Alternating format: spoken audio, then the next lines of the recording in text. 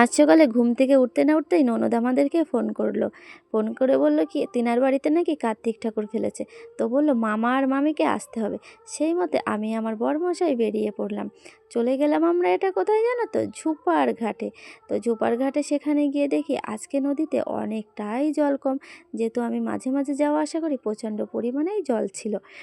তো দেখো আজকে নৌকাতে প্রচণ্ডই ভিড় হয়েছে। তো মাঝিকে জিজ্ঞাসা করলাম আজ এত ভিড় কেন? তো মাঝি আমাদেরকে বলল আজকে একটা পুজোর গণ আছে তো এই জন্য।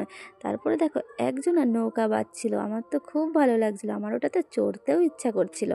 তারপরে চলে এলাম আমরা একটা দোকানে। দোকানে এসে আমাদের কার্তিকের জন্য একটা গেঞ্জি নিলাম, একটা চামচ বাটি নিলাম আর মিষ্টি নিলাম। তারপরে তোয়ালি নিয়েছিলাম, পেন নিয়েছিলাম, খাতা নিয়েছিলাম।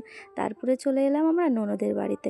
এবার আমাদের ননদকে বলছি দিদি সেই কার্তিকটা কই, আমাদেরকে দেখাও। তো আমার দিদি কী করলো, কার্তিকটাকে কোলে করে নিয়ে আমাদেরকে